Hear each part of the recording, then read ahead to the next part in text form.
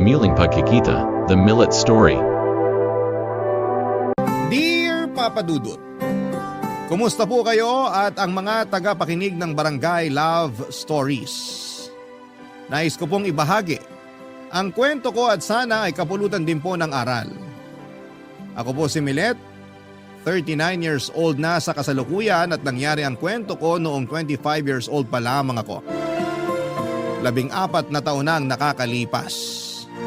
Matagal na po ang kwento ko pero gusto ko rin po sanang maibahagi. Noong pong panahon na yon ay mahilig po akong mag-buy and sell.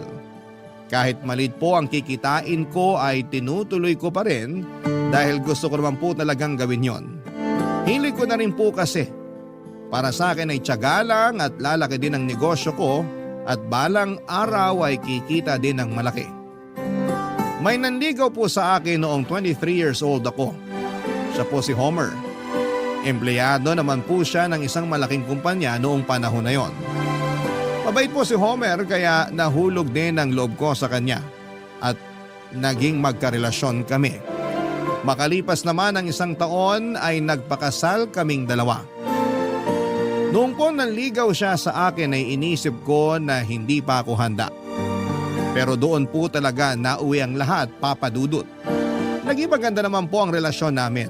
Masaya kami at walang oras na sinayang para maiparamdam namin sa isa't isa ang pagmamahal namin. Pero hayaan niyo munang simulan ko ang lahat sa pagkakakilala namin para mas makilala niyo pa kami ni Homer. Nagawi po ako sa opisina nila dahil sa imbitasyon ng isang katrabaho niya. Dahil nga po sa negosyo kong buy and sell at doon na kami unang nagkakilala. Hindi ko pa kabisadong opisina nila kaya medyo kinakapa ko pa kung saan ang kinakaroonan ng pakay kong tao nang bigla kong lapitan ni Homer, Papa Dudut.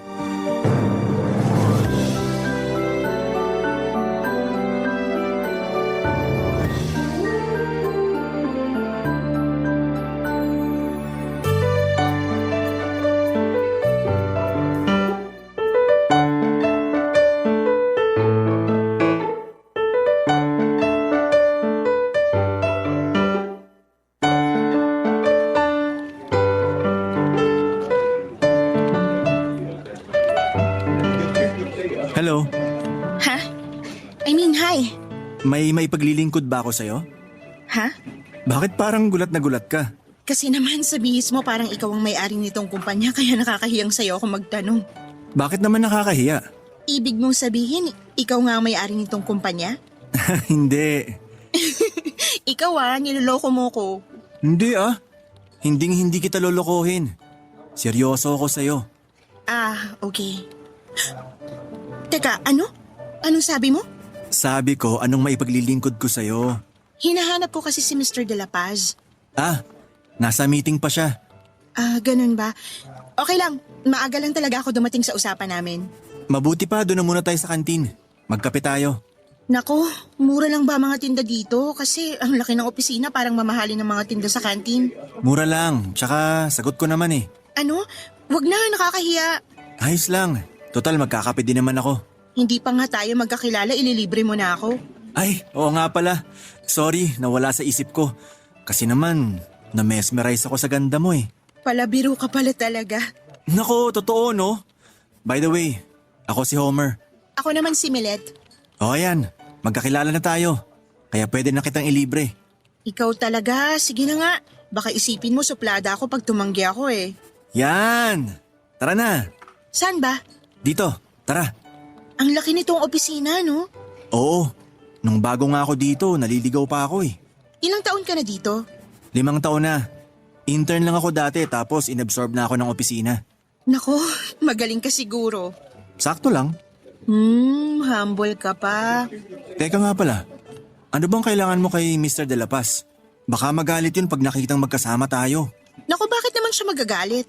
Hindi ba siya nanliligaw sa'yo? Si Mr. De La Paz? Hindi customer ko siya.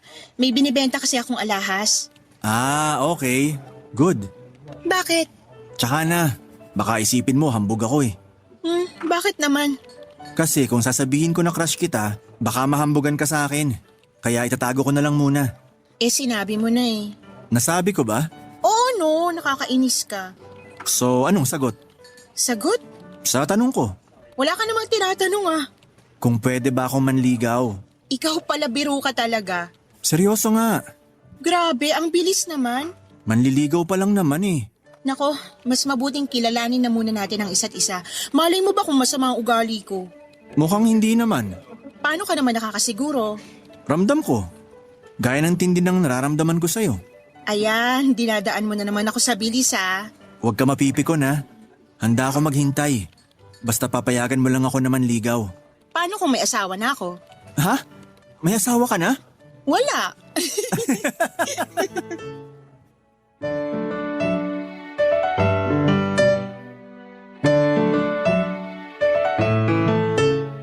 Papadudot, nakipagkwentuhan lamang ako kay Homer noong araw na yon kasi nakakahiya naman na hindi ko siya pansinin o iwasan ko siya dahil wala naman siyang ginagawa sa akin.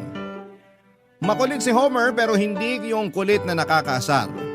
Palabiro siya kaya ako naman na mababaw ang tawa ay walang pinalampas sa mga jokes niya. May paraan si Homer kung papaano niya makukuha ang sagot sa mga tanong niya.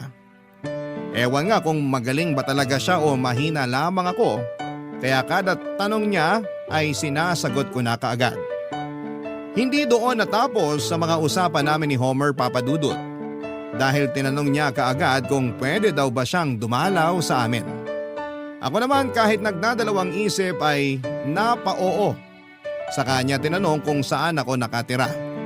Late ko na naisip na naisahan niya ako kasi dapat tinanong niya muna kung saan ako nakatira bago siya nagtanong kung pwede ba siyang dumalaw.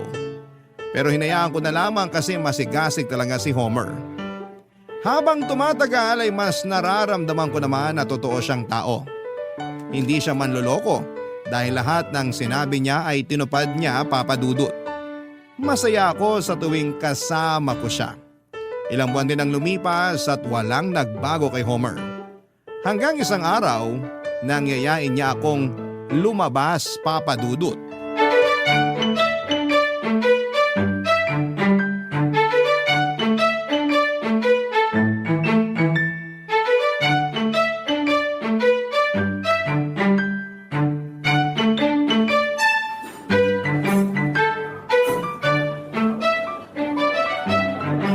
Kain ka lang ha. Sobra ka na. Ha? Bakit? Kasi pinapataba mo na yata ako eh. Hindi ka naman tabain. Kasi sa tagal na nating lumalabas, hindi ka naman nagbabago. Talaga ba? Oo, parang ako. Hindi magbabago. Ayan ka na naman sa mga pagka-cheesy mo ha. Totoo naman ang sinasabi ko eh. Oo na nga. Hindi ka ba naniniwala sa akin? Uy, wag kang ganyan. Mabuti na yung sigurado. Kasi baka iniisip mo pala, niloloko lang kita. Grabe ka, hindi naman. Ibig sabihin naniniwala ka sa akin? Ha? Oo. Ano? Oo. Hindi kita madinig. Nakakainis ka, oo nga. Uy, napipikon. Hindi kaya ako pikon. Hindi nga. Hindi nga. We, Nakakapikon ka naman eh. okay Tam, napipikon ka sa akin eh. Ngayon lang. Sorry na. Uy, hindi ako galit ah. Ewan kahit makulit ka, hindi ako nagagalit sa'yo. Bakit? Ewan ko nga. Imposible. Anong imposible? Imposibleng hindi mo alam Ang alin? kung bakit hindi ka naiinis sa akin. Nagugulahan na ako sa pinag-uusapan natin. Sorry, sana huwag ka magagalit sa akin. Hindi mabait ka naman eh. Uy, salamat. Uy, baka lumaki ang ulo mo ah. Siyempre, basta galing sa'yo, alam kong totoo. Nako, parang alam ko nang idudugtong mo dyan. Ano? Na kasing totoo ka ng pagmamahal mo sa akin. Predictable na ba ako? Hindi naman, may pattern lang. Ha? Hindi tayo matutunawan sa pagkain nito eh. Sinasabayan kasi natin ng tawa. Oo nga. Sige, kain ka pa. May gusto ka pa bang iba? Ayan ka na naman eh. Sapat na tong in-order mo. Sapat na din na makita lang kita. Sabi ko na nga ba eh. Pero seryoso, matagal na din naman tayong lumalabas. Nag-uusap. Matagal na ako naliligaw. Kailan mo ba ako sasagutin? Ha? Alam mo naman na seryoso ako sa'yo. Alam mo na din kung gaano kita kamahal. Sana sagutin mo na ako. Pero, Pero ano? kasi, Kasi ano? ano, Anong ano? oo, Anong oo? oo na nga. Ano? Talaga? Sinasagot mo na ako?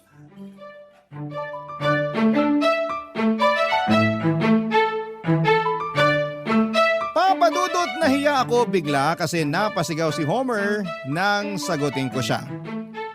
Pero sa totoo lang, sa loob-loob ko ay pareho lang kami ng nararamdaman. Masayang masaya din ako nang sagutin ko siya. Mahal ko na talaga si Homer at wala akong duda doon. Matapos ang araw na yon, kung dati ay magkasabay lamang kaming maglakad. Nang mga sumunod na pagkikita namin, ay hinahawakan na niya ang kamay ko habang naglalakad. Hindi na ako naiilang kasi sinagot ko na naman siya, Papa Dudut. Pero matapos ko siyang sagutin ay umakyat na ang level ng mga tanong ni Homer. Sa totoo lang ay hindi na nga tanong kundi pagyayaya na. Gusto na ni Homer na magpakasal kami. Gusto na niya na magsama na kami, Papa Dudut. Sa pagkakataon na yon, kahit na sobrang mahal na mahal ko na siya, ay sinabihan ko siya na pag-isipan ng mabuti ang bagay na yon at huwag kaming magpadalos-dalos. Medyo nalungkot siya pero hindi naman siya nagalit. Masaya pa din kami noong buong araw na yon. Nakapamasyal, nakakain at nakapagkwentuhan. Pero hindi ko akalain noong gabi na yon ay may iba palang iniisip si Homer. Hindi ko napansin pero ipinasok pala niya ang kotse niya sa loob ng isang motel. Nasa loob na kami ng motel nang mapansin ko, una ay nagulat ako. Natakot at saka nakaramdam ng galit. Papadudot na sampal ko si Homer at saka ako dali-daling lumabas ng kotse niya at naglakad papalabas sa lugar na yon. Papadudot. Barangay Love Stories. Barangay Love Stories. Hindi ko akalain na ipapasok niya ako sa lugar na yon nang hindi man lamang ako tinatanong.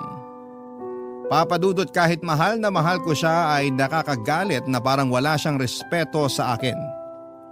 Hindi porke sinagot ko siya ay kasama na yon sa pag-oo ko sa kanya, Papadudot. Siguro sobrang nagulat din siya sa sampal ko kasi noong lumabas ako ay ang tagal niya bago humabol sa akin. Siguro napahiya din siya sa ginawa niya. Papadudot, nagmakaawa si Homer noon at humingi ng tawad. Hindi ako kumikibo at wala naman akong ginagawa o sinasabi pero siguro sobrang guilty niya ay napaiyak siya habang humihingi ng tawad. Ramdam ko ang pagiging sincero niya sa paghingi ng tawad kaya dahil na rin siguro sa pagmamahal ko sa kanya ay pinatawad ko siya, Papadudot. Bumalik kami sa kotse at umalis sa lugar na yon. Hindi pa din tumigil si Homer sa paghingi ng tawad at nagmamakaawa na huwag akong magalit sa kanya. Para matapos na ay sinabi ko ang laman ng dibdib ko.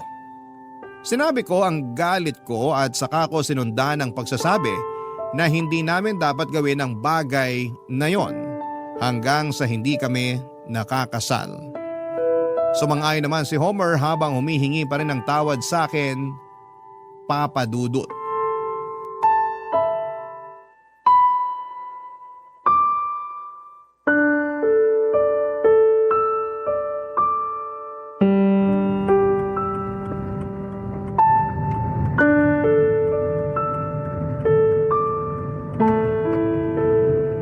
Sorry, Milet. Patawarin mo ako. Mahal na mahal kita. Ano bang pumasok sa utak mo? Hindi ko alam. Patawarin mo ako. Nawawalan ka na ba ng respeto sa akin? Hindi. Hindi mangyayari yun. Naisip mo ba na mangyayari to nung inisip mong ipasok ako sa lugar na yon? Hindi ako nag-iisip. Patawad. Nag-uusap naman tayo. Mas maiintindihan ko pa kung tinanong mo eh. Kaso yung basta mo na lang ako dinala doon? Hindi na mauulit. Hindi na talaga. Kasi kung uulitin mo pa ang ganon, siguro maglayo na lang tayo. Wag naman, Milet. Kakalimutan ko ang gabing to Buburahin ko siya sa isip ko. Salamat, Milet. Pero kung maulit ito, kung may magawa ka pang tulad nito, magkalimutan na tayo. Pinapangako ko. Hindi na mauulit kahit kailan. Sinabihan na kita na hindi natin pwedeng gawin ang mga bagay na yun hanggang hindi tayo kasal. Oo, Ano bang mga plano mo? Sabihin mo na para alam ko kung saan ako lulugar. hindi na kita pipilitin sa mga ayaw mo. Hihintayin ko na lang kung anong desisyon mo. Nakakausap mo naman ako kaya sabihin mo na lang ang mga nasa isip mo para mapag-usapan natin. Mas maganda yung nag-uusap kaysa naghuhulaan. Oo, O bakit ang tipid mo magsalita? nahihiya ako sa ginawa ko. Madali lang kalimutan ng pagkakamali basta wag nang uulitin. Hindi na talaga. Kung ganyan ka magsalita, mas maaalala ko pa yung pangit na nangyari. Anong gagawin ko? Nakahingi ka na ng tawad. Nangako ka nang hindi na uulitin yon kaya ibalik mo na yung dating ikaw para mawala na yung tensyon na nangyari. Hindi ko alam kung paano bumawi. Ako na nga nagsasabi, kalimutan mo na at wag nang ulitin kaya bumalik na tayo sa dati. Oo, Anong oo? salamat. Hindi yan ang gusto kong marinig. Yung palabirong ikaw ang gusto kong makausap ngayon. Mahal kita, Milet. Yan ang biro mo? Hindi biro yun. Gusto ko lang sabihin. Alam ko naman na mahal mo ko kaya bumalik ka na sa dati. Sige, pero pwede ba maya-maya na lang? Sige, naiintindihan kita. Salamat, Milet. Salamat sa lahat. Salamat din. Ha? Saan? Salamat at hindi mo pinilit ang gusto mo. Salamat at naintindihan mo ko. Oo. Nawala lang ako sa sarili ko. May gagawin ka ba bukas? Wala. Punta tayo ng simbahan. Anong ibig mong sabihin? Anong ibig kong sabihin? Anong gagawin natin sa simbahan? Magsuswimming. Ha? Natural magsisimba kasi linggo bukas. Akala ko. Ano naman yung akala mo? Wala. Sabihin mo na kasi baka yan na ang dahilan ng ikakagalit ko. Kasi Ano? akala ko magpapakasal na tayo eh. Ano?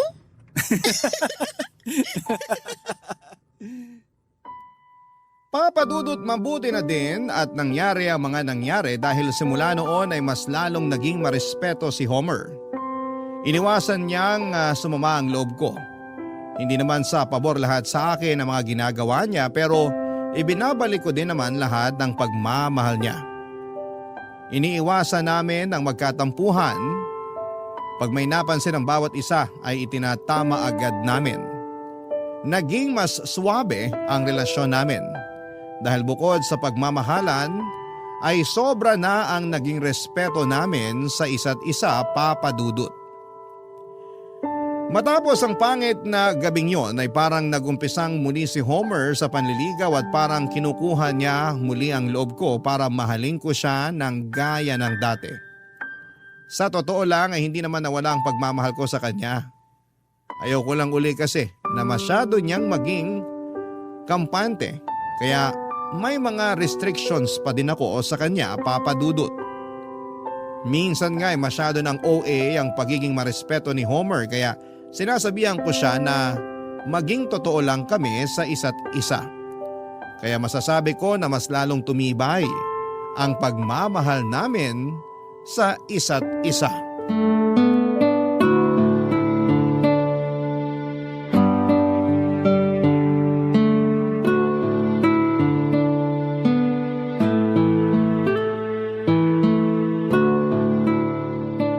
Okay ka na ba? Oo, Tara na. tara.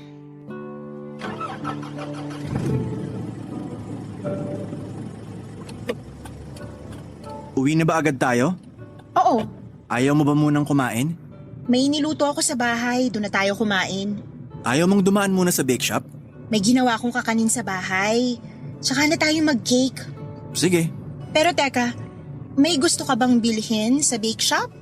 Tara, daan na tayo. Wala naman. Akala ko lang may gusto ka eh. Sure ka? Oo. Niluto kong paborito mo. Seafood pasta? Oo. Alam mo gumawa nun? Siyempre, inaral ko. Para sa akin? Hindi, para sa kapitbahay. Ha?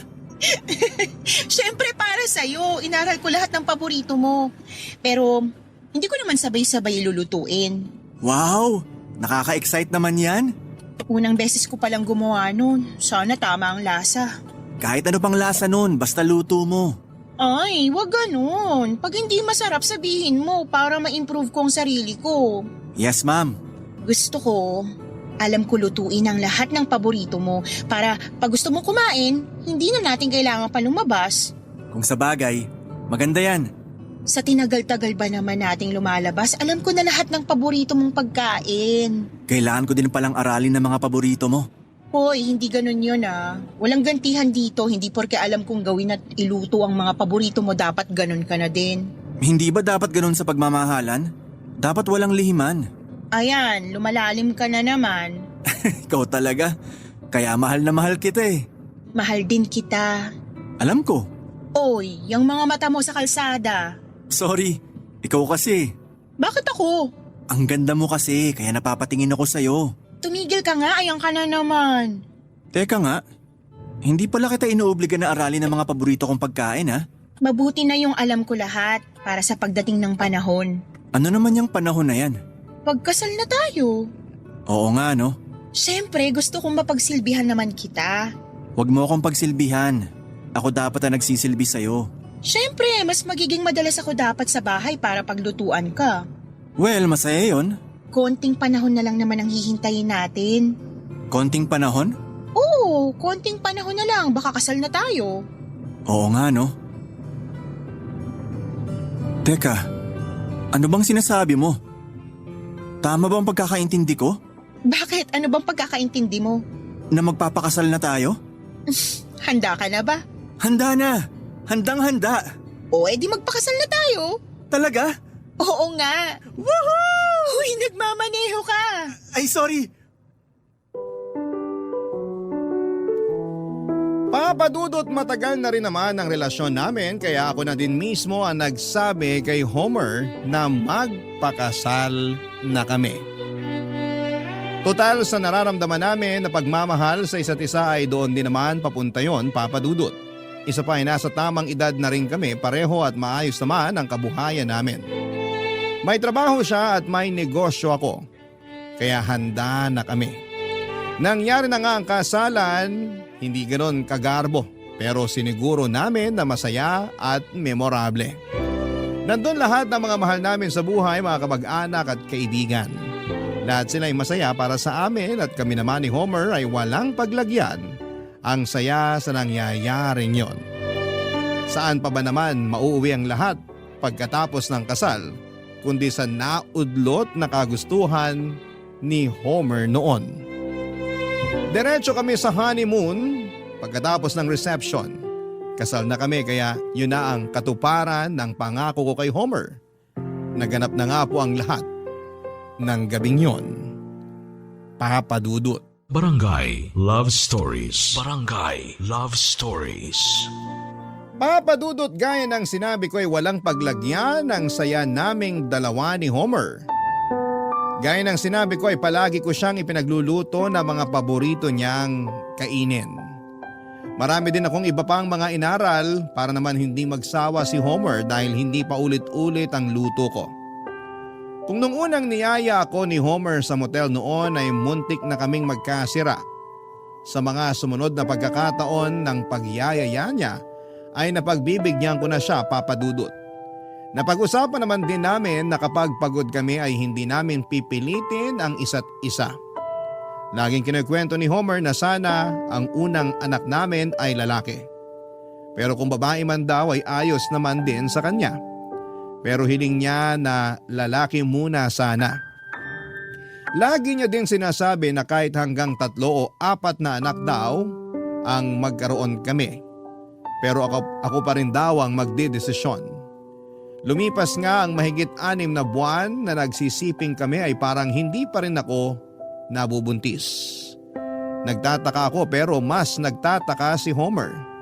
Tinanong pa niya kung umiinom ako ng contraceptive. Sinabi ko naman ay hindi, Papadudot.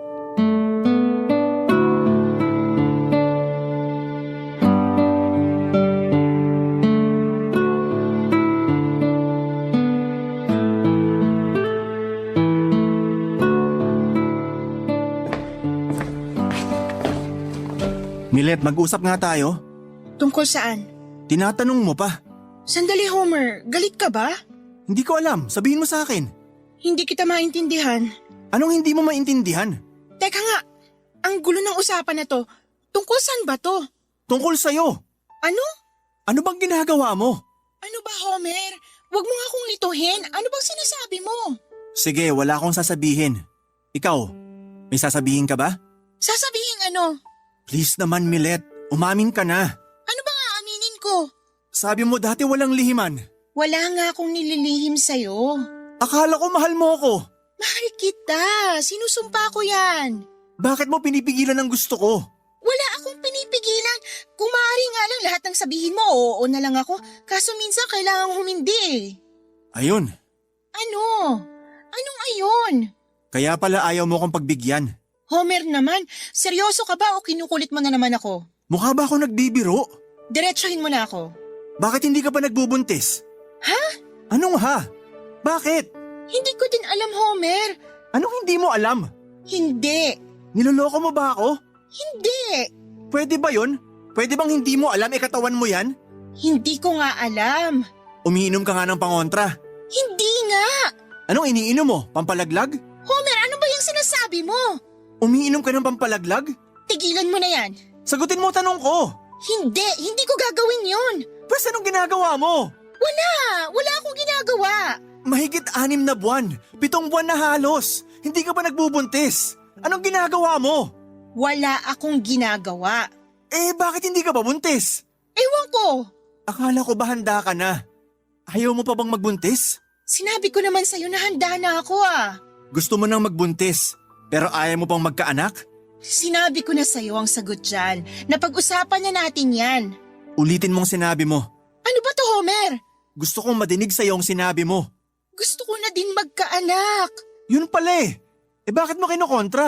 Ano bang nangyayari sa'yo? Wala nga akong ginagawa. Sige, pagbibigyan kita. Kung ano man yung ginagawa mo, tigilan mo na. Gusto ko na magkaanak. Ako din naman. Tigilan mo na yung panloloko mo. Hindi kita niloloko.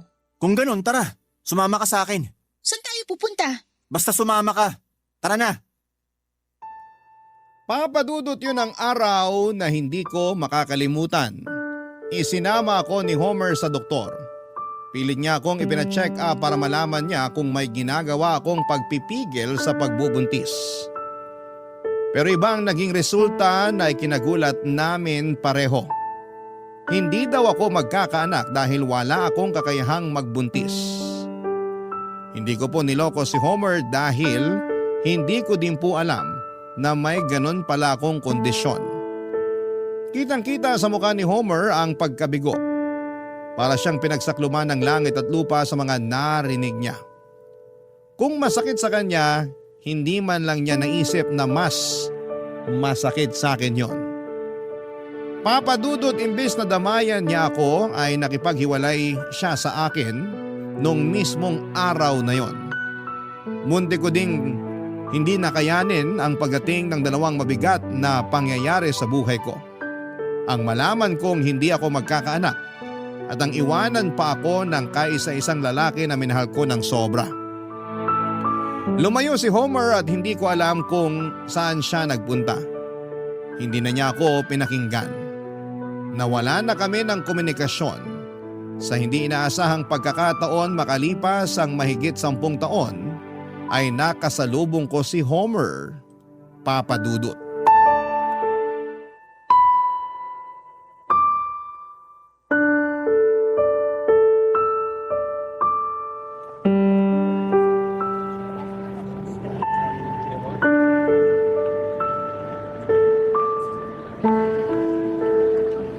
Milet?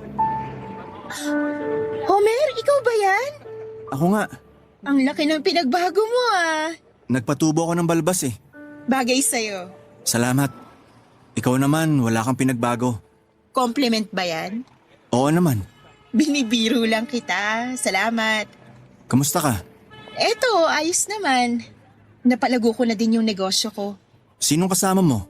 Nasa loob pa ng mall. Hinihintay ko nga siya rito eh. May asawa ka na? Ikaw talaga, nagpapatawa ka. Seryoso ang tanong ko. Paano kung magkakaasawa kasal pa tayo? Oo nga. Karelasyon. Nako, kahit wala na tayo, takot pa din ako sa demanda, no? Demanda? Malay ko ba, idemanda mo ako ng pagsama sa ibang lalaki. Biro lang. Kung ganon, sino yung hinihintay mo? Hindi ko siya asawa o karelasyon. 10 taon lang siya, no? Pasensya ka na sa tanong ko ha. Ano ba? Ayos lang yun. Ikaw, may nakarelasyon ka ba? Ha? Anong ha? Huwag mong sabihin na offend ka sa tanong ko. Kasi kanina nung tinanong mo ako, sinagot ko ng diretsyo. Hindi naman. So wala din. Meron. O nasan siya? Wala. Nasa ibang bansa. Ah, okay. May anak na kayo? Oo. 2. Masaya ako para sa'yo. Salamat. Saan ka pupunta ngayon? May bibilhin lang sa loob. Naku, nakakaabala na yata ako sa'yo. Hindi. Matagal din na di tayo nagkita. Masaya akong nakita uli kita. Ikaw talaga? Ikaw ang nang iwan. Ako, nandito lang naman ako. Hoy, bakit ka malungkot? Biro lang yung sinabi ko ha. Walang sarcasm doon. Galit ka pa ba sa akin? Nagalit ako, oo. Pero kung galit pa ba ako? Di na. Matagal na. Salamat. Patawarin mo ako sa nagawa ko dati. Hindi kita masisisi, pero sana naintindihan mo na din na hindi kita niloko. Hindi ko din alam ang kalagayan ko noon eh. Naiintindihan ko na. Kaya, wag ka nang malungkot dyan. Bilib ako sa'yo. Bakit naman? Nakuha mong patawarin ako kahit sobrang masakit ang ginawa ko sa'yo. Oh, ayang ka na naman. Babalik na naman tayo dyan. Kalimutan na nga natin yun. Salamat ulit. At paulit-ulit akong humihingi ng tawad. Okay na, move on na tayo. Teka, saan ka pala nanirahan nung umalis ka? Una sa probinsya ako nagpunta. Tapos ng ibang bansa ako. Doon ko nakilala si Ofelia. Siya yung nakarelasyon mo? Oo. Makalipas ang 6 na buwan, bumalik na ako dito. Nagsama na kami ni Ofelia. Ang galing mong magtago ah. Nandito ka lang pala pero hindi ka nakita ng kahit sino. Naiinggit nga ako sa'yo eh. Bakit naman? Kahit masakit ang ginawa ko sa'yo, napatawad mo ako. At masaya ka na ngayon. Kalimutan na natin yon. Matagal na yon. At isa pa, masaya ka na din naman sa buhay mo ngayon. Sana. Ano? Papa Dudut, may malaking lungkot pala sa puso niya si Homer. Kaya pala nasa ibang bansa ang nakarelasyon niya ay iniwan siya. Isinama nito ang 2 nilang anak at hanggang sa oras na yon ay hindi niya pa din alam kung nasaan sila. Nagtago ang babae kasama ang mga anak nila at hindi niya din alam ang dahilan ng pang-iiwan nito. Pero ang balita niya ay sumama daw ito sa dating karelasyon. Kung gaano ako kagaan noong nagkwekwentuhan kami ay bigla akong nalungkot ng sobra sa mga nadinig ko. Nakakaawa din ang sinapit ni Homer, Papa Dudut. Habang nakikiramay ako sa kanya, ay may biglang tumawag sa akin ang mama. Siya ang batang sinasabi ko na hinihintay ko. Papa Dudut, makalipas ang 1 taon matapos kaming nagkahiwalay ni Homer ay nagampon ako ng 6 na buwan na sanggol at siya nga ang batang lalaki na tumatawag sa akin ng mama. Nagulat pa si Homer kasi imposible nga naman na magkaanak ako, pero ikinuwento ko sa kanya ang lahat. Na nag-ampon ako at sinabi ko din na alam na ng bata ang sitwasyon niya. Dahil para sa akin ay mas magandang walang nililihim sa bata. Pero hindi naman nagbago ang lahat. Kahit na inampong ko lamang siya ay para niya akong tunay na ina. Nakita ko ang paghanga sa akin ni Homer sa mga nadinig niyang kwento. Pero isang tanong ang ikinagulat ko at hindi ko inaasahan. Tinanong niya kung pwede daw ba kaming magkabalikan. Hindi ko alam ang sasabihin noong una pero mas maganda talaga ang maging diretsyo at totoo. Hindi ko na po tinanggap ang pakikipagbalikan ni Homer kasi masaya na po ako sa buhay ko kasama ang anak ko. Sinabi ko na lang po na lagi ko siyang isasama sa dasal ko na maging masaya na rin siya at makita na rin niyang muli ang mga anak niya. Maraming salamat po sa pagbasa ng kwento ko, Papa Dudut. Sana po ay may napulot na aral ang inyong mga tagapakinig. Salamat sa Barangay LS 97.1 sa pagbibigay daan sa aking nakaraan na maitampok sa nangungunang Barangay Love Stories. Ang inyong forever na kapuso at kabarangay, Milet. Dear Papa Dudut, ako nga pala si Cassandra, 35 years old, single at available. Nakilala ako sa munti naming barangay bilang prinsesa ng Kasava. Ang pamilya ko kasi ang pinakasikat na gumagawa at nagbebenta ng kasava sa barangay namin. Kaya nga nilipat na rin sa kasaba ang pangalan ko para madaling nilapit na sa kasaba ang pangalan ko para madaling matandaan ng mga tao. Basta si Cassandra may kasaba. Nanggaling pa sa lola ng lola ko ang talento namin sa pagluluto ng cassava cake. Dahil na rin sa pagluluto ng cassava cake ay nakilala nila ang mga pares nila sa buhay. Kaya malaking bagay ang cassava sa buhay namin ng aming pamilya. Pakiramdam namin ay karugtong ng buhay namin ang paggawa nito. Bata pa lamang ako, Papa Dudut, ay nakikita ko na kung paano haluan ng pagmamahal ng lola at mama ko ang mga niluluto nilang cassava cake. Tansyado nila ang bawat sangkap na inilalagay at hinahalo nila. Ang lagi nilang iniisip ay sana'y magustuhan ng mga suki nila ang cassava nila. Hindi naman sila nabigo, Papa Dudut. Lahat ng pumunta at pumila para makatikim ng cassava nila ay umuuwing masaya at kontento. Kaya sa paglaki ko ay wala akong ibang ginusto kundi ang makasunod sa yapak ng angkan ko. Gusto ko ring mapabilang sa mga sumikat dahil sa kasava.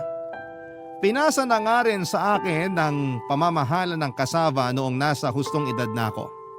Siyempre binantayan pa rin ako ng nanay ko sa pag-aasikaso. Pero inaral ko mabuti kung paano ang tamang timpla ng kasava para sa bawat kagat ng kakain. Alam niyang hinaluan ko yon ng pagmamahal. Isa sa mga naging suki ko ay si Julio. Kaidaran ko rin siya, Papa Dudut. Isa siyang empleyado ng isang agency malapit sa barangay namin.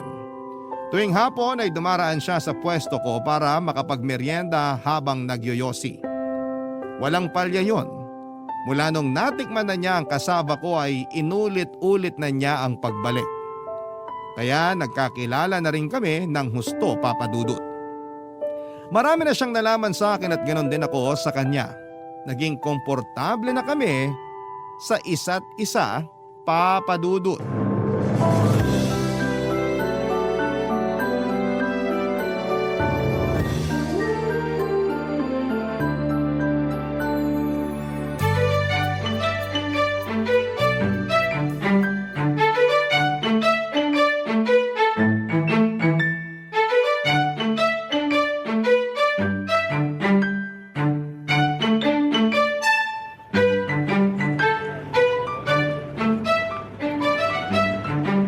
Wala na ata talagang tatalo sa kasava mo, Cassandra. At wala na rin tatalo sa pagiging bolero mo, Julio. Nagsasabi ako ng totoo. Sa tingin mo, bakit ako magtsatsagang pumila rito ng ilang taon kung hindi ako nasasarapan sa kasava mo? Kasi kuripot ka at kasaba ko lang ang afford mo. Totoo rin naman yan. Pero masarap talaga eh. Sakto sa presyo. Hindi na daan sa arena. Saka malasa ang itlog at hindi puro asukal lang natitikman ko. Hindi ko tinipid sa gatas, keso at itlog yan ah. Kaya nga sulit eh. Holiday bukas ah. Magdadagdag ka ba ng extra? Oo naman. Kalahating karton ulit ah. Long weekend eh. Long weekend na nga, hindi mo pa buuin yung karton. O sige na nga, isang karton ng kasava. Ibigay mo sa akin yung medyo tostado yung ibabaw ah. Alam ko na yan, hindi mo na kailangang sabihin. Alam mo na talaga kung anong gusto ko. Ikaw pa ba? Paborito mo talaga akong customer. Alam mo yan. Kaya pala wagas ka kung makadagdag ka ng nyug sa ibabaw ng kasava ko. Ayaw mo ba? Gusto ko nga. Inggit na inggit sa akin yung ibang customer mo. Di mo ako tinitipid sa nyug. Hindi ko titipirin ang paborito kong customer. Akala ko ako lang ang mambobola rito. Ikaw din pala. Natuto lang sa'yo. Marami ka pang matututunan sa akin. Ano bang matututunan ko pa sa'yo? Tuturuan kita kung paano tamang magsaing ng bigas. Pwede ba yan para sa mga single at available na tulad ko? Ha? Bakit? Pang-ina relationship lang ba ang pagsasaing ng bigas? Hindi naman. Kaya lang, kasi paano ba magsaing ng tama? Lagyan mo lagi ng isang kutsarang suka para hindi mapanis agad ang sinaing mo. Acidic ako eh. Wala na bang ibang paraan para hindi agad mapanis yung sinaing? Wala na akong alam eh. Yan lang kasi yung naituro sa akin ng ex ko. Wow, naalala mo pa pala yung ex mo. Naaalala ko lang lahat ng tinuro nila sa akin. Ako rin, naalala ko pa lahat ng tinuro sa akin ng ex ko. Ano bang tinuro niya sa'yo? Baka makatulong sa akin. Tinuruan niya ako maging better. Pass, okay na pala ako. Alis na ako, Cassandra. May ayusin pa ako sa mesa ko sa office bago ako umuwi. Sige, ingat ka. See you sa Martes. Mamimiss kita. Ha? Mamimiss mo ako? Mamimiss kita kasi ikaw yung pinakamagastos kong suki ng kasava. Ayun. Akala ko naman kung ano na. O sige see you sa Tuesday. Ngumiti ako kay Julio nang may halong nerbiyos. Hindi ko alam kung paano ko nalusutan ang eksena naming yon.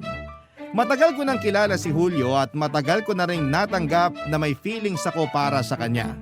Kaya lang ay hindi niya yon alam, Papa Dudut. Hindi niya yon napapakiramdaman. Nung una nga ay masyadong halata ang paglalandi ko sa kanya. Kaya lang ay hindi naman niya kinakagat ang bawat attempt ko na landiin siya. Kaya ako na rin ang nagsabi sa sarili ko na ilihim na lamang muna ang nararamdaman ko para sa kanya. Nakakahiya kasi na babae pa mismo ang gagawa ng first move para mapansin. Oo, at totoong naglalaglag ako ng mga parinig sa kanya nung una. Pero dahil hindi naman yon pumasa sa kanya kaya naisipan kong kumalma na lamang. Baka nga una pa lang ay alam na niyang gusto ko siya pero ayaw niya lang sa akin. Kaya hindi niya pinapatulan noon ang mga paglalandi ko. O baka naman talagang manhid siya at hindi makaramdam kapag merong nagkakagusto sa kanya. Minsan nga ay sinuri ko ang mga hinahalo ko sa cassava cake. Pakiramdam ko may naihahalo ako noon na pangpamanhid ng feelings. Nakarami na lang kain si Julio ng cassava. Ilang taon din siyang kumakain ng cassava ko. Siguro bawasan ko ang paglalagay ng itlog. O baka naman yung harinang nabili ko nakakadagdag ng pagiging torpe ng isang lalaki. Mga ganitong pag-overthink ang nangyayari sa akin sa tuwing hindi umi-epekto ang paglalandi ko noon kay Julio. Sinisisi ko na lamang sa cassava kesa sisihin si Julio o ang sarili ko. Mas madali na lang kasing ipasa ang sisi sa mga bagay na walang buhay kesa ang sisihin ko ang may buhay, Papa Dudut.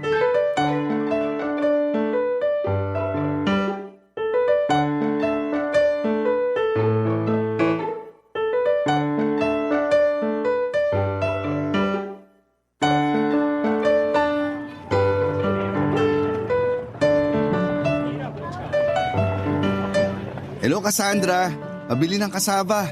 Buhay ka pa pala. Grabe ka naman. 3 araw lang akong hindi napadaan dito sa pwesto mo. Ano bang nangyari sa'yo? Nagkasakit lang. Nagkasakit ka? Ba't di mo man lang ako minessage sa Facebook? Ha? Bakit naman naabalahin pa kita? Wala lang. Alam mo namang dahil sa'yo kaya ako kumikita. Concerned lang naman ako sa number 1 customer ko. Ilang araw kasi ako hindi natunawan. Nilagnat tuloy ako. Hindi ka natunawan? Talo mo pa ang 6 na buwan na sanggol. Sensitive kaya ang sikmura ko. Kawawa naman pala tong baby na to. Baby mo ako? Ayaw mo ba? Ay, naalala ko pala. May utang pa ako sa'yo last week. Babayaran ko na ngayon. Dapat hindi nagbabayad ang baby eh. Ano ka ba? Utang ko yun. Babayaran ko na. May sukli ka ba sa 500? Kung wala akong panukli, anong gagawin mo sa akin? Teka, ipapabariya ko muna. May panukli ako. Oh, Bakit bigla ka nagalit? Kasi naman. Magkano na uli yung utang mo? 82 pesos. Hindi mo ba nilista? Hindi. Bakit galit ka? Hindi na nga ako natunawan tapos magagalit ka pa sa akin. Anong gusto mo ipahid ko sa sikmura mo para mabilis kang matunawan? Kakapahid ko lang ng virgin coconut oil kanina. Ikaw pala yung nangangamoy langis. Ako nga. Kaya hindi ako dapat tumabi sa kawali o kalan. Baka maprito ako ng di oras. Ang funny mo talaga. Nakakatawa yung sinabi ko. Lahat naman ng joke mo mabenta sa akin. Napipilitan ka lang tumawa kasi customer mo ako. Alam mo ang manhid mo? Manhid?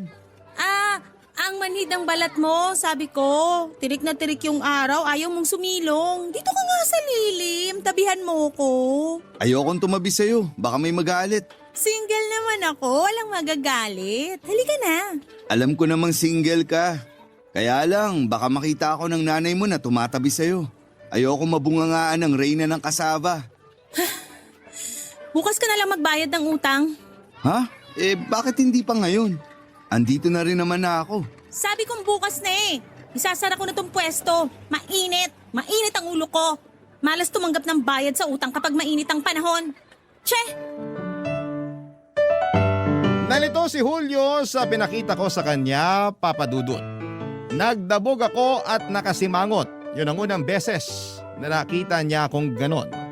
Hindi na rin siya nakaangal at napakamot na lamang sa kanyang batok. Nagtataka siyang umalis sa pwesto ko.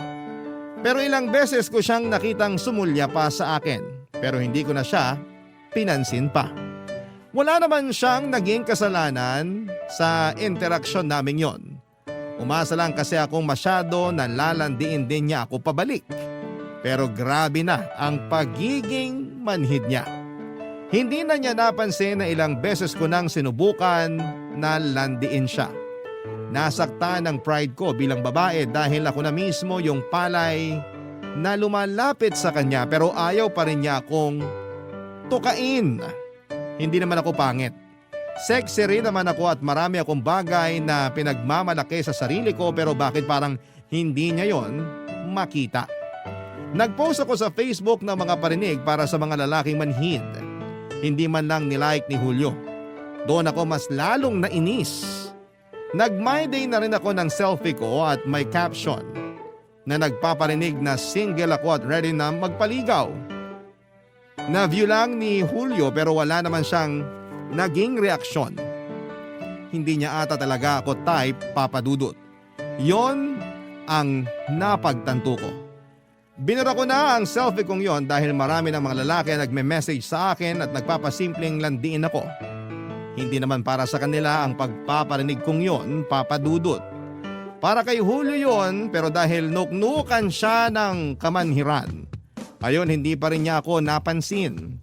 Hindi ko rin naman matitiis na may tensyon sa aming dalawa. Kaya nag-message ako sa kanya at sinabing may dalaw lamang ako noon kaya napakasungit ko sa kanya nang wala sa oras. Naintindihan naman niya at nagbalik muli ang friendship naming dalawa ng mga sandaling yon, Papa Dudut. Barangay Love Stories. Barangay Love Stories. Papa Dudut, naisipan kong idaan sa pagpapaganda ang lahat. Bumili ako ng makeup, sexing damit at high heels. At kahit sabihin pang magbebenta lang naman ako noon ng kasaba pero kung umasta ako ay akala mo'y imbitado ako sa GMA Gala. Baka kasi nakukulangan pa noon sa itsura ko si Julio kaya hindi niya ako magawang matapunan ng tingin. Nag-check ako sa internet kung ano ang tamang make-up at outfit sa akin. Ang dami kong sinubukan pero plakado na noong nagsuot ako ng red lipstick at asul na bestida. Kinulot ko ang buhok ko na akala mo'y a-attend talaga ako ng prom. Nag-lotion pa ako ng buong katawan kasi parang nagbibitak-bitak na yung balat ko dahil masyadong dry. Nagsuot na rin ako ng contact lens na kulay green para kunwari afam ang nagbebenta ng kasaba sa kanto namin. Siyempre, tinimplahan ko na rin ng light makeup ang mukha ko. Tinapos ko ang lahat sa ilang spray ng mamahaling pabango na regalo sa akin 4 years ago. Bihira kong gamitin ang pabango na yon dahil masyadong mahal. Ginagamit ko lang kapag may espesyal na okasyon. Siyempre, bukod sa sarili ko, sinarapan ko pa lalo ang kasama ko. Kahit malugi na ako noon sa araw na yon ay wala akong pakialam. Dinagdagan ko ng pangpalasa ang kasama ko. Bigay todo ako sa gatas, niyog at itlog. Habang niluluto ko ngayon ay wala akong ibang nasa isipan ko kundi ang makita ang ngiti ni Julio habang kinakain ng niluto kong kasaba. Pinangako ko sa aking sarili na hindi matatapos ang araw na yon nang hindi napapansin ni Julio ang pagbabago sa itsura at sa kasaba ko. Binaon ko na rin ang pabango ko para kung kumupas man ang amoy ko ay meron agad akong magagamit. At nung sumapit na nga ang oras ng pagdating ni Julio ay pinakita ko sa kanya ang ngiti ko. Oo nga pala, bagong linis din ako ng ngipin noon, Papa Dudut.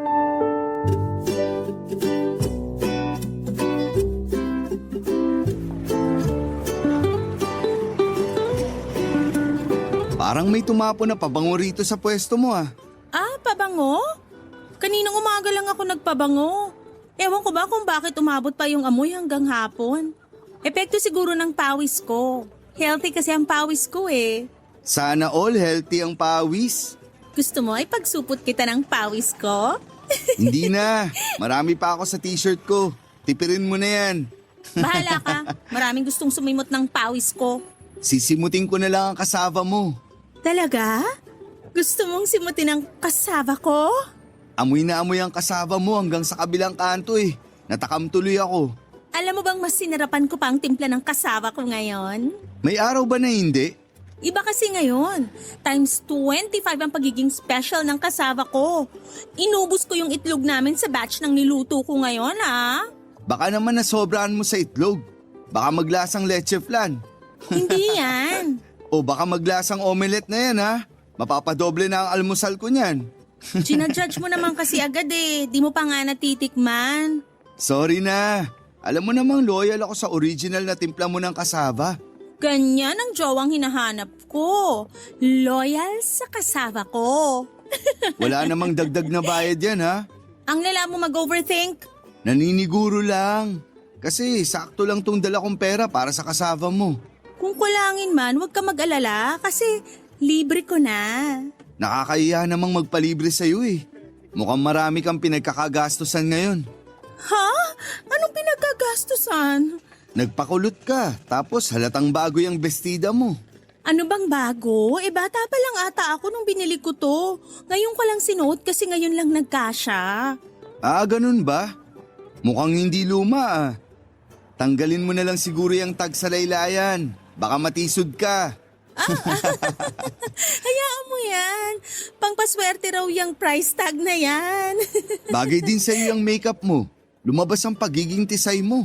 Akala ko hindi mo na mapapansin. Salamat. Oo nga pala. Napansin mo ba yung bagong nagbebenta ng kasaba rin sa kabilang kanto? May nagbebenta ng kasaba sa kabilang kanto? May gusto ng kumalaban sa akin? Akala ko alam mo na. Doon kasi minsan bumibili yung mga katrabaho kong lalaki. Bakit ayaw nila dito sa akin? Alam mo naman yung ibang lalaki, kapag nakakita ng bata at magandang babae. So bata at maganda yung nagbebenta ng kasaba sa kabilang kanto? Gaano ka bata at gaano ka ganda? Sexy? Ano waistline? Nung bumili ako ron. Bumili ka ron? Huwag kang magalit. Napabili lang naman ako ron nung naubusan na ako rito. Last week lang naman yun. Plastic mo pa pala alam na may kumakalaban na sa kasaba ko. Bakit ngayon mo lang sinabi sa akin? Hindi ko naman kasi alam na big deal sa'yo kung may bagong magbebenta ng kasaba. Sabihin mo sa akin kung gaano siya kaganda at kabata. Ang alam ko, 25 anyos siya. Maganda, makinis at medyo malambing sa mga customer. Kaya yung mga katrabaho kong lalaki, dun sila bumibili. Ayoko na. Nasayang lang ang lahat. Nasayang ang alin. Magsasara ako ng maaga. Umalis ka na. Teka, gusto ko pang matikman ang kasaba mo. Tikman mo na lang yung kasaba nung nasa kabilang kanto. Che!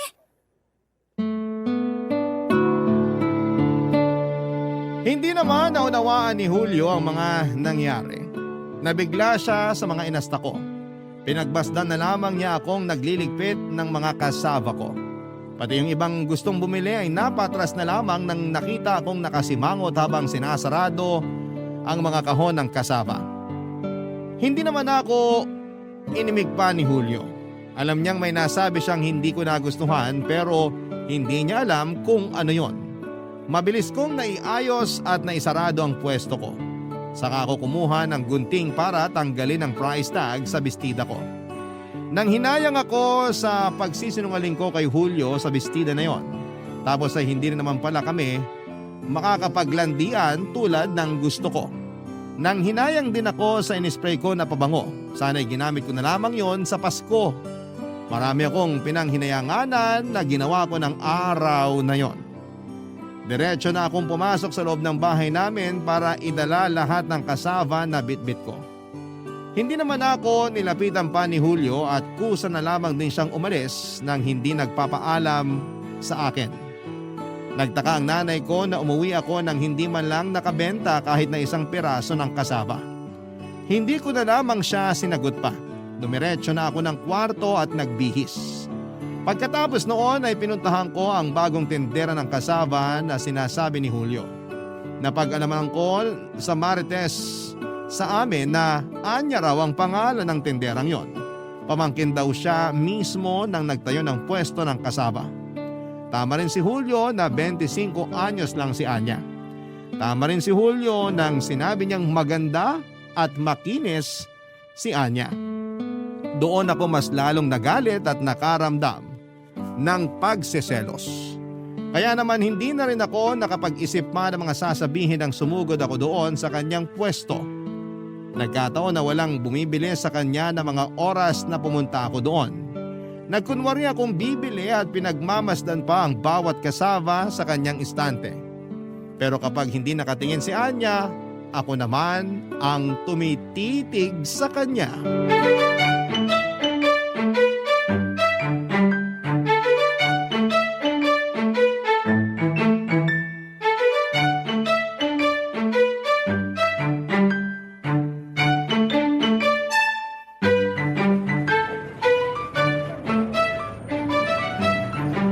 Miss, okay ka lang? Ha? Pansin ko kasi kanina ka pa nakatitig sa mukha ko eh. Wala. Nagko-compute lang ako kung sakto lang yung dala kong pera para makabili ng kasava mo. Mukha ba akong calculator? Mukha kang mang-aagaw. Ano yon? Ang sabi ko, siguro maraming nag-aagawan dito sa paninda mong kasava. Naku, puro lalaki lang naman na nag-aagawan dito. Siguro kaya sila bumibili kasi maganda yung nagbebenta. Parang ganun na nga. Natikman mo na ba ang kasava ko? Balak pa lang sana. Masarap ba? Hindi kasi ako kumakain ng kasava. Inaalagaan ko kasi ang waistline ko. Alam mo na, ang hirap i-maintain ng 24 inches na bewang. Grabehan sa 24 inches? Parang leeg lang ng tito ko yan Kaya kung bibili ka rito ng kasava, huwag mong sobrahan ng kain ha, para sumeksi ka naman. So hindi ka nasisexihan sa akin? Sexy ka naman siguro. Natatakpan lang ng oversized t-shirt mo. Bili ka na ate. Wag mo akong inaate, hindi naman nagkakalayo ang edad natin. Talaga? 25 pa lang ako eh. Ikaw ba? Pabili ng 2 slice ng kasava. Itong nasa kaliwang karton ang gusto ko. Itong tostado.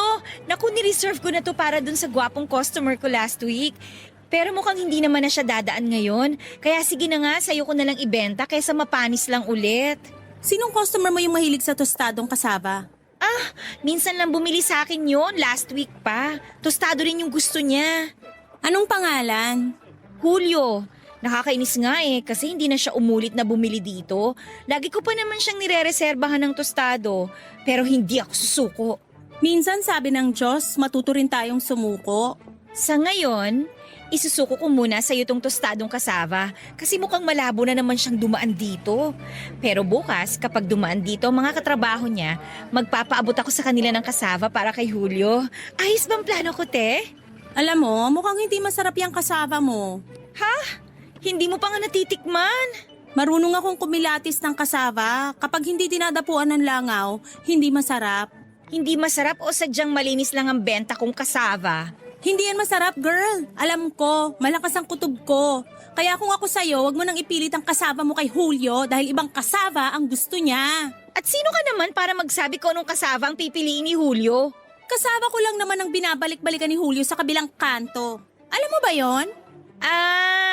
Pumunta ka rito dahil nai-insecure ka na may kumukumpetensya na sa kasava mo. Hindi ako nai-insecure. Gusto ko lang sabihin sa'yo na mas masarap ang kasava ko. Kaya kung ako sa'yo, sunugin mo na lahat ng benta mo. Pag sinunog ko to at naging tostado, ako pa mismo magdadala kay Julio. Tingnan lang natin kung hindi siya maglaway sa tostadong kasava ko. Baka maglaway siya dahil mukhang magkakarabi siya sa bentang kasava mo. Che! Di check ka rin? So ano ate, hindi mo nabibilin tong tostadong kasava ko? Papadudot, binili ko pa rin ang tostadong kasava ni Anya. Binalot niya yon at saka inabot sa akin. Inabot ko na rin ang bayad ko pero bago ako umalis ay umismid ako sa kanya para ipakitang hindi ako natutuwa sa kanya. Inirapan din niya ako at nagpatuloy na sa pagbebenta ng kasava niya. Habang naglalakad ay masama ang loob ko. Hindi dahil rumirehistro pa rin ang mukha ni Anya sa akin. Totoong maganda siya at sexy. Naiinggit na naman ako dahil hindi ko nagawang alagaan ang sarili ko dahil mas inuna kong alagaan ng nanay ko at ang pwesto namin ng kasama. Maganda rin naman ako at hindi naman ganong kapangit ang hubog ng katawan ko. Hindi lang kasi ako nakapag-focus sa itsura ko masyado. Hindi ko nakita ang halaga noon hanggang sa malaman ko kay Julio na maganda si Anya. Doon ako biglang nalungkot sa itsura ko. Habang naglalakad ay tinikman ko nga ang kasava ni Anya. Napaismid ako. Hindi naman pala masarap ang kasava niya. Dinaan lang sa tamis ng asukal. Halatang tinipid sa itlog at gatas. Makunat din. Mukha lang masarap tingnan pero hindi naman.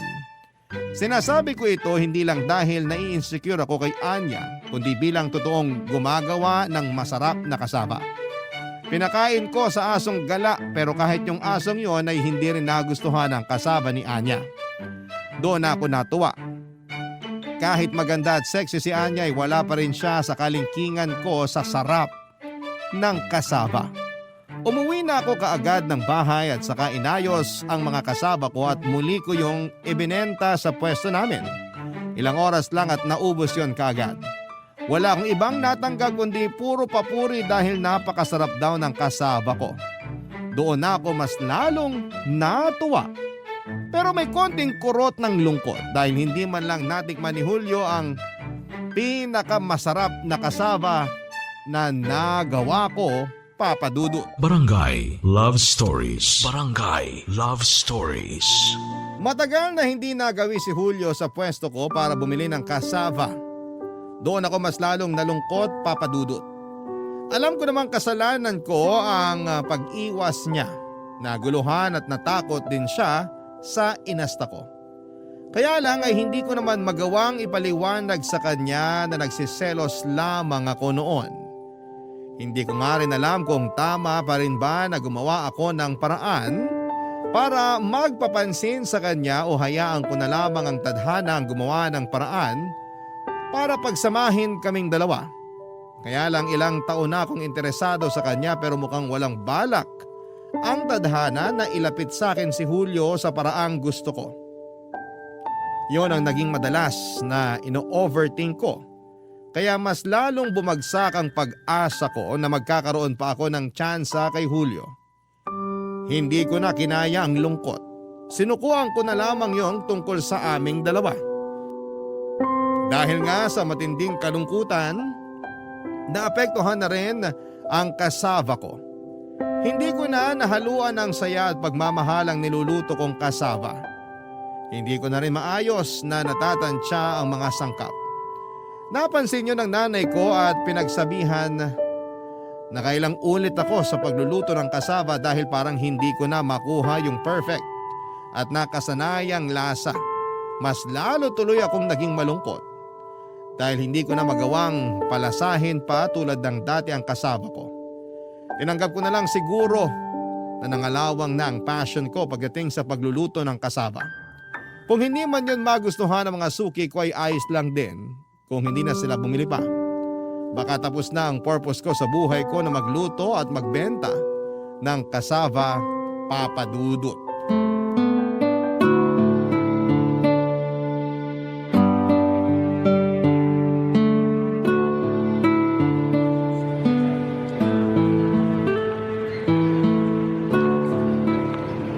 Hello, Cassandra. Bibili ka? Sana, kung pagbibilan mo ako. Wala naman ako magagawa kung gusto mong bumili. Kakabukas mo lang ba? Hindi, kanina pa akong umaga nagbukas. Siguro pangalawang batch na itong mga kasama mo na nakadisplay, kaya ang dami. Yan din yung mga nilatag ko kaninang umaga. Matumal lang talaga yung benta. Bakit kaya? Hindi ako sanay na may laman pa tong mesa mo. Dati kasi kapag pumupunta ako, konti na lang ang inaabutan ko. Hindi ko alam. Lunes kahapon ha. Malakas ang bentahan mo tuwing Lunes, di ba? Malay ko nga. Huwag ka na ngang magtanong. Mas lalo lang akong naiinis eh. Ay, sorry. Gusto ko lang namang makipagkwentuhan sa'yo. Busy ako. Bumili ka na lang. O sige, kalahating karton ng kasaba. Yung pinakaluma na lang ang ibigay mo sa akin. Bakit luma pa yung gusto mo? Para mawala na rito sa pwesto mo at puro bago na lang yung matira. Ayos lang naman sa akin kung luma na. Pareho pa rin naman ang lasa. Pareho pa rin masarap. Huwag ka masyado mag-expect sa lasa. Yan naman ang hindi ko magagawa. Alam mo namang mataas ang expectations ko sa kasama mo. Kahit kailan, di naman ako nabigo. O sige, para maranasan mo rin kung paano mabigo. Ha? Oh, itong slice ang pinakabagong luto ng kasaba. Tikman mo para maranasan mo kung paano mabigo. Ay nako, Cassandra. Hindi ako mabibigo ng kasama mo. Teka, at titikman ko na. Cassandra, Ano? naluto mo ata masyado yung harina. Bakit? Ang tigas kasi. Baka nga. Saka parang ang pakla. Nakalimutan mo atang lagyan ng asukal. Mahal na ang asukal ngayon. Naglagay ka ba ng gatas? Ata, Baka nakalimutan mo lagyan ng gatas. Kulang na sa pagiging creamy. bigyan na lang kita ng 20. Bumili ka sa tindahan ng creamer o gatas para ibudbud mo dyan sa kasava. Uy, galit ka ba? Sinasabi ko lang naman yung kailangan mong marinig. Sinabi ko na naman kasi sa'yo na huwag ka mag-expect, di ba? Kasi lahat ng nag-e-expect, nasasaktan lang sa huli. Masama bang magtiwala sa'yo na sasarapan mo ang luto ng kasama mo? Ilang taon mo na akong customer. Lagi namang masarap ang luto mo. Maliban ngayon.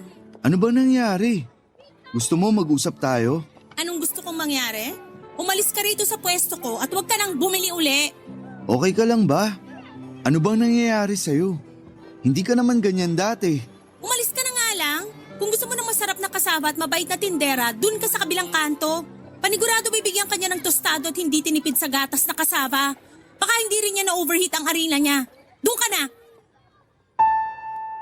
Papa Dudut, nagulat na naman si Julio sa mga inasta ko.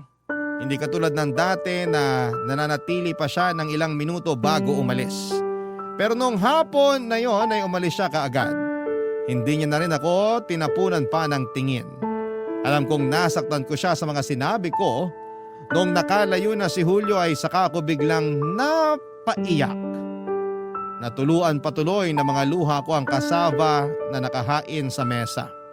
Paniguradong umalat na yon. Tinikman ko ang kasaba na yon at saka ako mas lalong naiyak. Tama nga si Julio, nag-iba na ang lasa ng benta kong kasaba. Hindi na yung katulad ng dati na nahaluan ng saya. Noong mga nakaraan nga kasi dahil sa pagiging broken-hearted ko kay Julio, ay hindi ko na talaga binigyan ng atensyon ang mga niluluto ko. Nag-focus ako sa kaka-overthink. Kaya naman, bago pa umatras sa mga suki ko ay inayos ko na ang lahat ng mga kasaba ko at saka naghanap ng mga pamilyang nakatira sa footbridge para ibigay ang mga kasaba na yon. Saka ako dumiretso sa bahay para umuwi. Doon ko ibinuhos lahat ng lungkot ko dahil sa nangyari sa amin ni Julio at sa kasaba ko. Hindi na muling bumili si Julio ng kasaba sa akin. Natanggap ko ng tapos na rin ang pagkakaibigan namin. Nagtaka nga ako kay Julio kung bakit late na siyang umiwas sa akin samantalang ilang beses ko na siyang itinataboy noon. Siguro yung huling taboy ko sa kanyang naging dahilan para umiwas na siya, Papa Dudut. Napa-overthink na naman ako na baka bumili na si Julio kay Anya ng kasaba. Lungkot na lungkot ako noon. Si nanay na muli ang nagluto ng kasava para sa tamang timpla. Kahit si nanay ay nag-alala sa mga nangyayari sa akin, pero hindi ko naman magawang ikwento sa kanya na broken ako dahil kay Julio. Paniguradong bubungangaan lamang niya ako at pagsasabihan na lalaki lang yan. Pinagpatuloy ko na ang buhay ko kahit alam kong wala na akong pag-asa pa para kay Julio. Siguro merong ibang darating na magmamahal sa akin. Iyon ang ini-imagine ko habang nagbebenta noon ng kasaba nang biglang may lumapit sa akin na pamilyar na babae.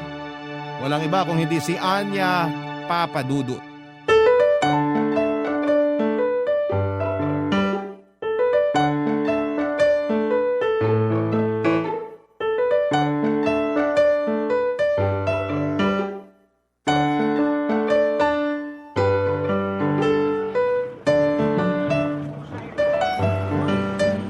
Hello, ate.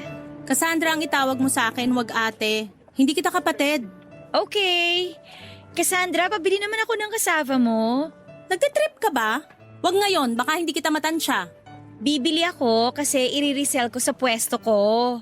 Bakit? Kasi tanggap mo nang hindi talaga masarap ang kasava mo? Ilang karton ba bibilin mo? Bibigyan kita ng discount kapag mahigit 10 ang bibilin mo. Hoy, una sa lahat, masarap ang kasava ko. Hindi lang nakagawa yung chewin ko ng kasava kasi inaatake siya ng rayuma. Uy, pero lakihan mo yung discount ha. Bibili ako ng mga 15 na box. Okay. Mukhang matumal ang benta mo ha. Mukhang ako ang first customer mo, no? Pangalawang batch na yan, wag kang asumera. Ay, may langaw yung isang box ng kasava. Ibig lang sabihin yan, masarap ang benta kong kasaba. Kasi kahit langaw, tinatangkilik. Ayoko na may langaw. Huwag yung ibigay mo sa akin. Tsaka gusto ko yung tostado. Tostado? Gagamitin mo lang yata tong kasaba ko para akitin uli si Julio eh.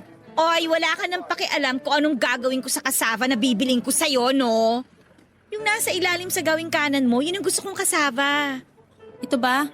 Sakto, bagong luto to. Tama ang pinili mo. Alam mo, irespeto mo naman sana tong kasava. Kung gagamitin mo lang sa paglalande, makonsensya ka naman. Sabi ko nga sa'yo, wala ka nang pakialam kung anong gagawin ko sa bibiling kong kasava sa'yo, no? Kahit ilagay ko pa yan sa kilikili ko magdamag, wala ka na magagawa. Bagong luto ba itong nasa mesa? Ang bango ah. Oo, kasama yan sa mga bagong batch na nilabas ng nanay ko. Malaki kasi ang respeto ko sa kasava dahil pamana pa to sa amin ang ninuno namin. Kaya gusto ko, irespeto mo rin to. Bakit ba feeling mo ibabastusin ko ang kasava mo? Hindi ba? Puro tostado ang kinukuha mo. O ano naman ngayon? Gagamitin mo para landiin si Julio, no? Siya lang naman itong mahilig sa tostadong kasava. Yung pagtataray mo ba dahil kay Julio? Hindi, no? Dahil to sa pagmamahal ko kay Julio. I mean, sa kasava. Hay nako, Cassandra. Dinamay pang inosenteng kasava sa pagsiselos. Hindi ako nagsiselos. Wala na akong panali ng karton. Okay lang ba sa'yo na i-plastic ko na lang to? Sige, ayos lang. Diyan lang naman sa kabilang kanto yung pwesto ko eh. Kung si Julio ang kinakasama mo ng loob, huwag kang mag-alala. Give up na ako, girl! Paanong give up? Sumuko na ako sa kanya, no? Ilang tostadong kasava yung nire-reserva ko sa kanya lagi. Pero hindi naman siya gumagawa dun sa pwesto ko. Talaga? Oh, ngiti-ngiti ka ngayon. Masaya yarn? Hindi ah. Nagtry ako dumaan sa office nila para ibigay sa kanya yung tostadong kasava. Pero deadma siya sa akin. Nalaman ko na pinakain pala niya sa mga katrabaho niya yung inabot ko. Talaga? Ang saya mo, ha? Sabi ko naman sa'yo may kulang sa kasava mo eh. Masarap naman ang kasava ko, no? Iba lang talaga ang kasava na type ni Julio. Kasava ko ba yan? Hay, narinig ko yung mga tuksuhan ng mga katrabaho niya. Masyado raw siyang loyal sa kasava mo. Ako? Kaya kahit tingnan yung kasava ko, ayaw niya. Yung mata at dila niya, sa kasava mo lang talaga. Thank you. Huwag mo sasabihin na galing sa akin to ha, pero alam mo, feeling ko mukhang type ka niya. Yung kasava ko lang ang gusto niya. Girl, ikaw ang type mismo ni Julio, no? Narinig ko sa mga kasamahan niya. Purgang-purga na siya sa kasava, pero bili pa rin siya ng bilis sa'yo. Hoy, huwag mo sasabihin na chinigaw ko sa'yo yun, ha? Sigurado yan, ha? Oo nga, ano ka ba? Ewan ko ba sa inyong dalawa? Ako pa tong naging tulay ninyo? Sorry na. Lalakihan ko na lang discount dito sa binili mo. Sure ha? Para bibili ulit ako sa'yo. Kasi alam mo, sa totoo lang, hindi talaga masarap yung gawa ng chewing ko. Hoy, sa atin lang yun ha? Basta atin-atin lang din yung ni-reveal mo tungkol kay Julio, ha? O ano na bang plano mo ngayon? Ipapatikim ko sa kanya ang pinakamasarap na kasava sa buong mundo.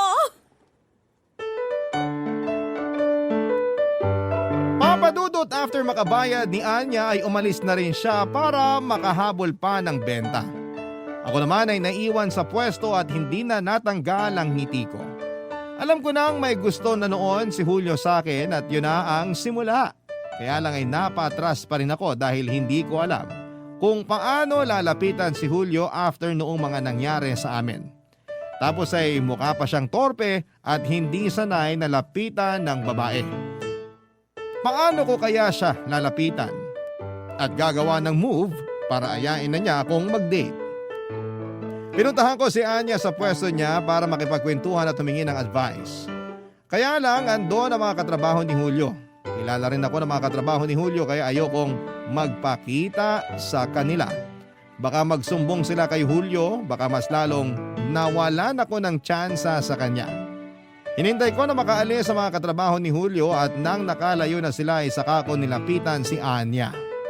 Nagulat si Anya sa biglang pagdalaw ko at nagsabi na ako kaagad na kailangan ko ng tulong niya pagdating kay Julio. Nagtanong ako sa kanya kung paano ko mapapaamin si Julio sa kanyang nararamdaman. Pero wala ring nasabi sa akin si Anya. Hindi raw siya sanay na siya ang gumagawa ng first move sa mga lalaki dahil mismo mga lalaki ang unang gumagawa ng paraan para makuha ang atensyon niya. Nainis na naman ako kay Anya dahil pinagmukha niya kung wala sa kalingkingan niya. Pero alam ko namang hindi niya yon sinasadya. Sadyang maganda siya at yun naman ang totoo. Kaya nga ngayon mga kabarangay, lumalapit ako sa inyo at humihingi ng tulong sa kung paano ko nga ba mapapaibig si Julio. Hanggang ngayon kasi ay hindi ko pa rin alam kung paano siya lalapitan. Baka mas lalo siyang matakot sa mga naisip kong paraan, papadudot. Kaya sa inyo ko nilalapit itong problema ko dahil panigurado akong may naka-experience na nito sa inyo. Naabangan ko ang inyong mga kasagutan kapag na-air na sa Facebook Live ng Barangay LS ang kwento ko. Sana makakuha ako sa inyo ng tulong. Maraming salamat po sa pagbabahagi ng aking kwento sa nangungunang programa, ang Barangay Love Stories. Hanggang dito na lamang. Ang inyong kabarangay forever, Cassandra.